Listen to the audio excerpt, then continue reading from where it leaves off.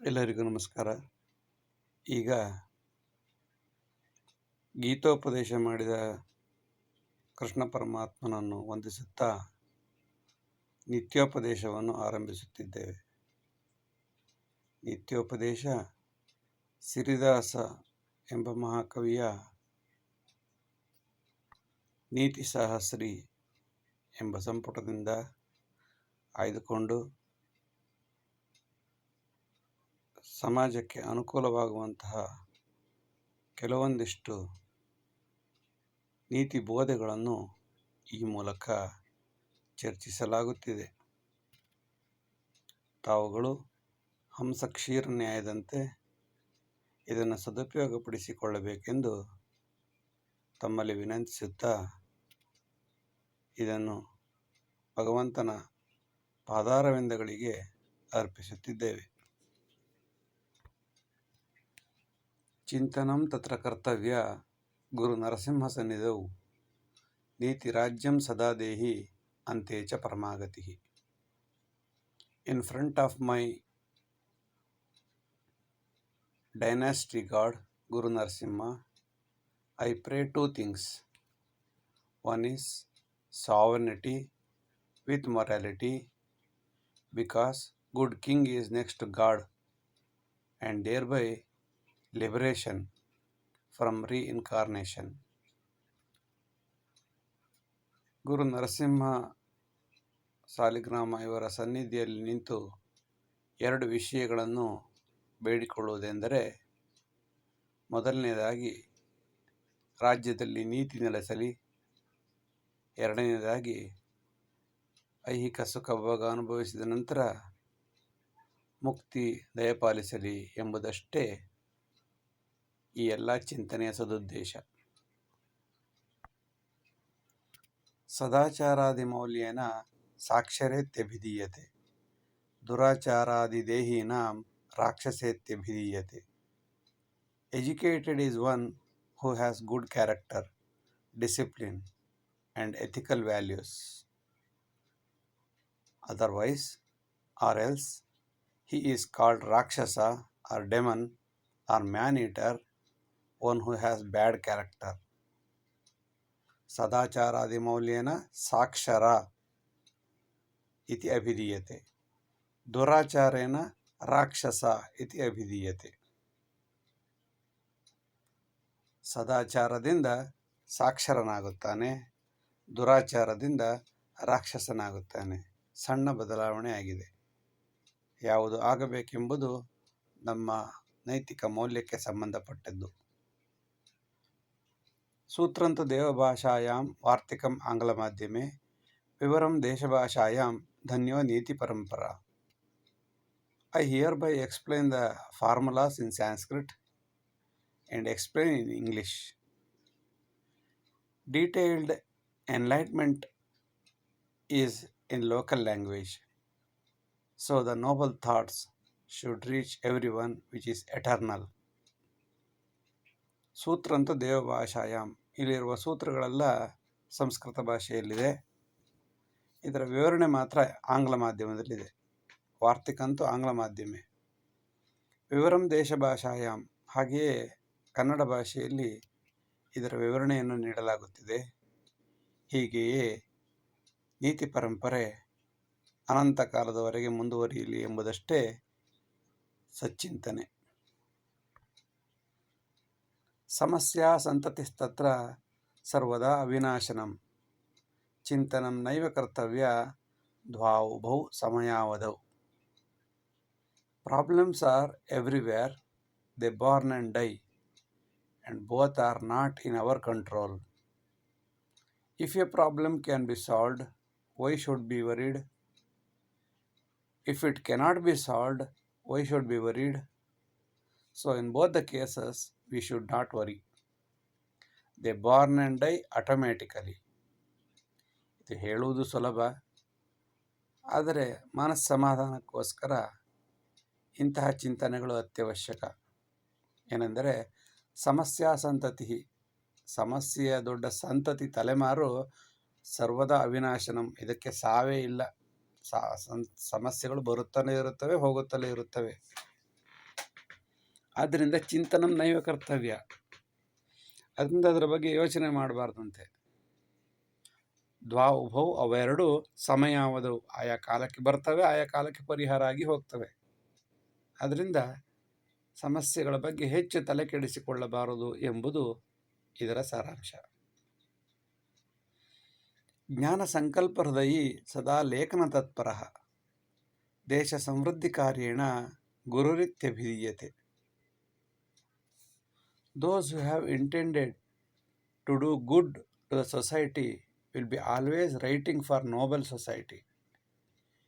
He is always thinking for the betterment of this nation, and so he is treated as a real guru or real teacher. ಜ್ಞಾನ ಸಂಕಲ್ಪ ಹೃದಯದಲ್ಲಿ ಒಳ್ಳೆಯದಾಗಲಿ ಎಂಬ ಸದಾಶಯವುಳ್ಳವನು ಯಾವಾಗಲೂ ಬರೆಯುತ್ತಿರುತ್ತಾನಂತೆ. ಏನು ಬರೆಯುತ್ತಾನೆ? ಅವನು ದೇಶದ ಅಭಿವೃದ್ಧಿ ಕಾರ್ಯಗಳಿಗೋಸ್ಕರ ಏನು ಸಾಧ್ಯವೋ ಅದೆಲ್ಲ ಆಗಲಿ ಎಂದು ಬರೆಯುತ್ತಿರುತ್ತಾನೆ. ಸಮಾಜದ ಮೌಢ್ಯಗಳು, ಅನಾಚಾರಗಳು ಕಡಿಮೆಯಾಗಿ ಸತ್ಸಮೃದ್ಧಿ, ಜನರಿಗೆ ಸದ್ಬುದ್ಧಿ ಬಂದು ದೇಶ ಸಮೃದ್ಧಿಯಾಗಲಿ ಎಂಬುದಷ್ಟೇ ಅವನ ಉದ್ದೇಶವಾಗಿರುತ್ತದೆ.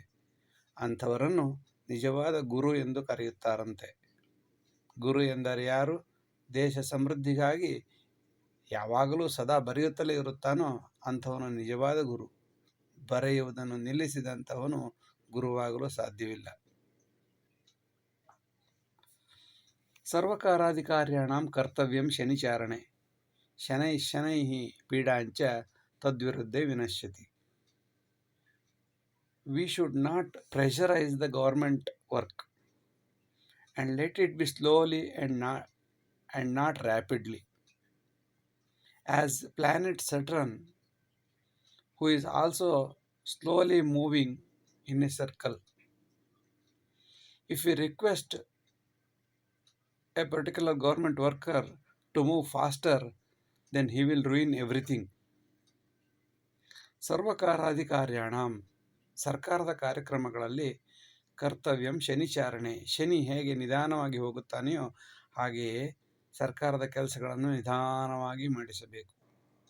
ಶನೈಶ್ಚ ಶನಿ ನಿಧಾನವಾಗಿ ಚಲಿಸಿ ಹೇಗೆ ಪೀಡೆ ಕೊಡುತ್ತಾನೆಯೋ ಹಾಗೆಯೇ ತದ್ವಿರುದ್ಧೇ ವಿನಶ್ಯತಿ, ಅದನ್ನು ಸ್ವಲ್ಪ ಬೇಗ ಮಾಡು ಎಂದು ಒತ್ತಾಯ ಮಾಡಿದರೆ ಇದ್ದದ್ದೆಲ್ಲ ನಾಶ ಮಾಡಿಬಿಡುತ್ತಾನೆ. ಆದ್ದರಿಂದ ಸರ್ಕಾರದ ಕಾರ್ಯಕ್ರಮಗಳಲ್ಲಿ ನಿಧಾನವೇ ಪ್ರಧಾನ. ಸಹೋದ್ಯೋಗಿ ಸದಾತ್ಯಾಗಿ ಸದ್ವಾಕ್ಯ ಪರಿಪಾಲಕ. ನಿಯಮ ಪಾಲನ ಸಂದರ್ಭೆ ಕಾಕ ಪಿಕ. Colleagues who are working together are in good in reality and sacrificing and follow all the rules until you are very good to them. But if you force them to do any kind of duty, they will become ferocious and mischief. Then they show the color. Crow is crow, owl is owl. ಸದೋದ್ಯೋಗಿ ಸದಾತ್ಯಾಗಿ. ಸಹೋದ್ಯೋಗಿ ಯಾವಾಗಲೂ ಸಹಕಾರಿಯಾಗಿರುತ್ತಾನೆ ಮತ್ತು ಹೇಳಿದ್ದನ್ನು ಕೇಳುತ್ತಾನೆ ಇರುತ್ತಾನೆ. ಎಲ್ಲಿಯವರೆಗೆ ಎಂದರೆ ನಾವು ಅವರಿಗೆ ಒಳ್ಳೆಯವರಾಗಿರೋ ತನಕ. ಯಾವುದಾದರೂ ವಿಷಯವನ್ನು, ನಿಯಮವನ್ನು ಹೀಗೆ ಮಾಡು, ಈಗಲೇ ಮಾಡು ಎಂದು ಒತ್ತಾಯ ಮಾಡಿದರೆ ಅಲ್ಲೇ ಕಾಕ ಪಿಕ, ಕಾಗೆನೆ, ಕೋಗಿಲೆನೆ, ಗೂಬೆನೆ, ಕಾಗೆನೆ. ಅವರು ತಮ್ಮ ಡ್ಯೂಟಿಯನ್ನು ಸರಿಯಾಗಿ ಮಾಡುವುದೇ ಇಲ್ಲ. ಯಾರು ನಿಯಮವನ್ನು ಹೇಳದೇ ಇದ್ದರೆ ತುಂಬ ಒಳ್ಳೆಯವರು. ನಿಯಮ ಹೇಳಿದ ತಕ್ಷಣ ಅದನ್ನು ಪಾಲನೆ ಮಾಡುವುದನ್ನು ನಿಲ್ಲಿಸಿಬಿಡುತ್ತಾರೆ. ಇದು ದುರಂತ ನಾಯಕರ ಕಾಟ. ಸ್ವಯಂ ಉತ್ತರಾರ್ಪಣ ಸಂಸ್ಕಾರಿ ಸಹಸಾ ವ್ಯುತ್ಪತ್ತಿವಾಚಕ. ಪ್ರತಿವಾದಕ ಚಾಣಕ್ಯ ಜಯತ್ಯೇವ ಸದಾ ಸುಖಿ. A person who is good in spot, accurate with innate spontaneous public speaking, a person who has good, accurate, spontaneous public speaking, he will live happily in his life without any dispute in his life. ಸ್ವಯಂ ಉತ್ತರಾರ್ಪಣ ಸಂಸ್ಕಾರಿ, ತತ್ಕ್ಷಣದಲ್ಲಿ ಯಾವುದಾದರೂ ಒಂದು ಮಾತಿಗೆ ಪ್ರತಿವಾದವನ್ನು ಮಾಡುವವ. ಸಹಸಾ ವ್ಯುತ್ಪತ್ತಿವಾಚಕ, ತತ್ಕ್ಷಣ, ಸಹಸ ಅಂದರೆ ತಕ್ಷಣ, ತತ್ಕ್ಷಣದಲ್ಲಿ ಉತ್ತರ ಕೊಡುವವನು, ಅಂದರೆ ಸರಿಯಾದ ಮಾತನ್ನು ವಾಪಸ್ ನೀಡುವವನು ಪ್ರತಿವಾದಕ ಚಾಣಕ್ಯನಾಗುತ್ತಾನೆ. ಅವನ ಜಯತ್ಯೇವ ಸದಾ ಸುಖಿ, ಅವನು ಎಲ್ಲ ಕಾಲದಲ್ಲೂ ಗೆಲ್ಲುತ್ತಾನೆ. ಅವನಿಗೆ ಸಮಸ್ಯೆ ಎಂಬುದೇ ಇರುವುದಿಲ್ಲ.